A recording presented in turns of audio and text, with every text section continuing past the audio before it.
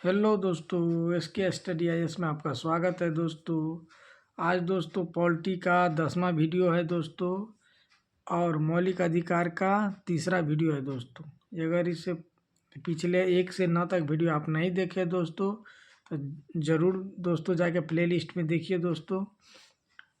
Video बहुत सरल और इजी तरीके से समझाया जाता है दोस्तों। वीडियो में एक बार ज़रूर आप देखिए वीडियो को दोस्तों।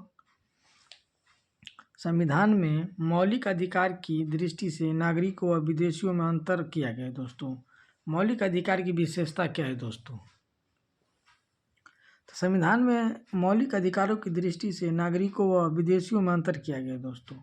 कुछ नागरिकों को अनुच्छेद प्राप्त है, जैसे कुछ भारतीय नागरिक को आर्टिकल जो प्राप्त हैं, जो विदेशियों को प्राप्त नहीं है दोस्तों। में 15, 16, 19, 29, 30 यह केवल भारतीयों को प्राप्त है दोस्तों। यह वाद योग है।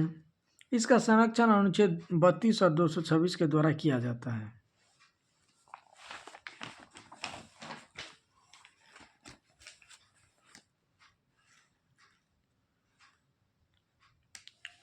ये अस्थायी नहीं है। संसद इसमें कटौती या कमी कर सकती है। सशस्त्र बलों, अर्धसैनिक बलों, पुलिस बल, गुप्तचर, इसमें संबंधित सेवाओं के ऊपर संसद प्रतिबंध या आरोपित कर सकती है। ये न्यायोचित है, अर्थात व्यक्तियों को इनका उल्लंघन होने पर अदालत जाने की अनुमति होती है।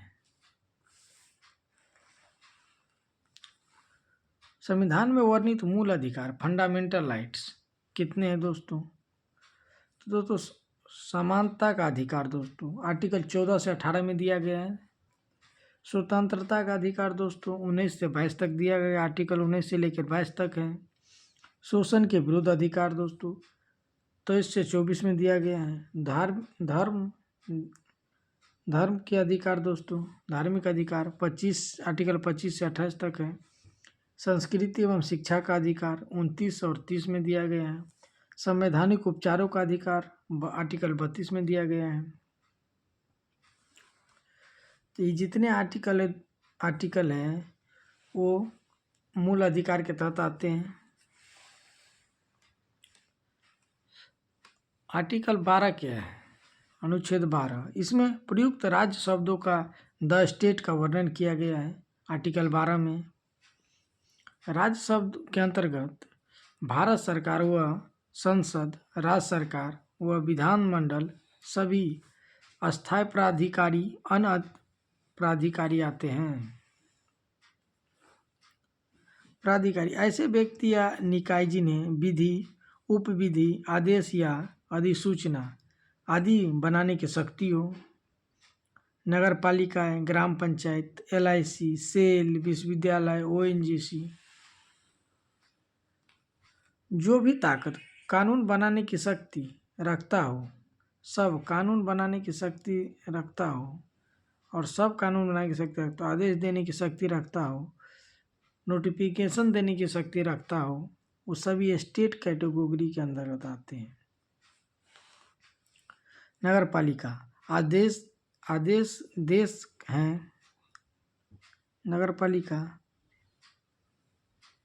कहाँ कचरा फेंकना है, नगर पालिका आदेश देता है कि कहाँ कचरा फेंकना है।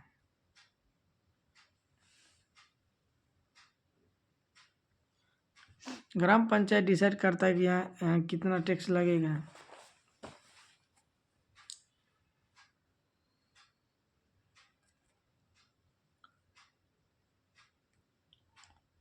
आर्टिकल 13 दोस्तों, आर्टिकल 13 क्या कहता है? भारत के मूल अधिकार वादयोग हैं, यानी कि इन्हें चैलेंज किया जा सकता है। इसे कोर्ट में चैलेंज किया जा सकता है, सुप्रीम कोर्ट, हाई कोर्ट। क्योंकि चेंज इसलिए किया जा सकता है क्योंकि आप देखे होंगे केशवानंद भारती बनाम केरल राज्य में मूल अधिकार को ही हनन हुआ था, क्योंकि उसको एक मेडिकल कॉलेज में एडमिशन लेना था लेकिन उसको एडमिशन नहीं दिया गया। इसी कारण वो केस बना। किया जा सकता है दोस्तों। अगर मूल अधिकार पर कोई आँच आए तो उसे चैलेंज करना है, क्योंकि आपकी एक अधिकार है। ऐसा कोई भी लॉ, विधि अथवा विधान मूल अधिकारों के असंगत हो या मूल अधिकारों को किसी भी प्रकार का नुकसान पहुंचाता हो तो उसे कहा जाएगा आपकी कोई भी वैल्यू नहीं है। सही बात है, लॉ खत्म माना जाएगा। लॉ बनाती है संसद और विधानसभा। अगर संसद या विधानसभा कोई भी कानून बनाती है जिससे मूल अधिकार को नुकसान पहुंचता हो तो उस कानून को सुप्रीम कोर्ट रद्द या ख़त्म कर सकती है दोस्तों। सुप्रीम कोर्ट के पावर है दोस्तों कि अगर संसद कोई भी कानून बनाती है, अगर वो मूल अधिकार को अगर डिस्टर्ब करता हो तो सुप्रीम कोर्ट उस कानून को रद्द कर सकती है। यहाँ संसद विधानसभा बनाम सुप्रीम कोर्ट या हाई कोर्ट का मामला है। ये मामला दोस्तों रहता है कि कभी कभी कि संसद, विधानसभा और सुप्रीम कोर्ट, हाई कोर्ट का मामला बन जाता है कि संसद को ऐसा कानून बना दे जिस पे सुप्रीम कोर्ट सहमत न हो, फिर उसको रद्द करना पड़ता है। बहुत सारे ऐसे कानून बनते हैं जो बाद में रद्द भी होते हैं, जिससे मूल अधिकार डिस्टर्ब होता हो। अगर राज्य सरकार कोई ऐसा कानून बनाता है जो मूल अधिकार को नुकसान पहुंचाता है तो हाई कोर्ट उसको रद्द कर देगा और सेंट्रल में सुप्रीम कोर्ट रद्द करेगा। सुप्रीम कोर्ट संसद या विधानसभा से कहता है कि तुमने अगर ऐसा कोई भी कानून बनाया, सुप्रीम कोर्ट संसद या विधानसभा से कहता है दोस्तों कि अगर आपने कोई भी ऐसी कानून बनाई जो मूल अधिकार के खिलाफ हैं तो वह कानून रद्द माना जाएगा। आप मूल अधिकार के खिलाफ कानून नहीं बना सकते हैं, जिससे किसी की हनन हो या मूल अधिकार डिस्टर्ब होता हो तो बिल्कुल आप ऐसा कानून नहीं बना सकते हैं। कानून आप बना सकते हैं लेकिन ये डिस्टर्ब नहीं होनी चाहिए।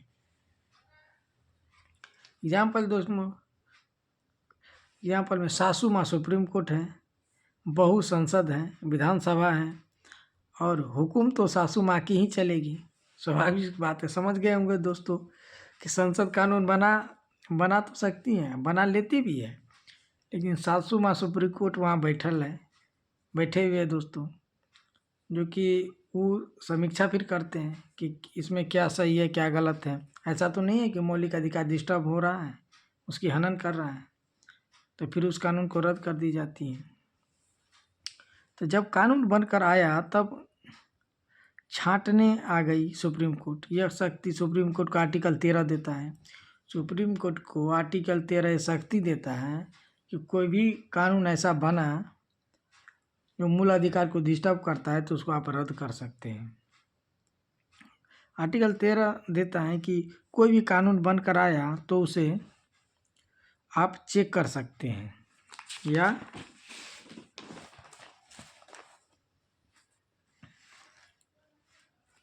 आर्टिकल 13 जो सुप्रीम कोर्ट को शक्ति दी उसे न्यायिक पूर्वालोकन, जुडिशियल रिव्यू कहते हैं। न्यायिक पूर्वालोकन उसको समीक्षा कर सकते हैं। सुप्रीम कोर्ट को एक आर्टिकल 13 पावर देता है कि कोई भी कानून बन के आया है तो सुप्रीम कोर्ट उसको न्यायिक पूर्वालोकन या समीक्षा कर सकते हैं, या जुडिशियल रिव्यू इंग्लिश में कर सकते हैं। जैसे आपको एग्जांपल ले लीजिए कि किसान बिल आया था जिसमें कितने किसान लोग मरे, बाद में फिर वो बिल को वापस ले लिया गया केंद्र सरकार के द्वारा। किसान बिल संसद से पास, लेकिन निकल कर सुप्रीम कोर्ट चला गया मामला, और सुप्रीम कोर्ट बैठकर इस पर सुनवाई की और तरह तरह के प्रश्नों का जवाब दिया।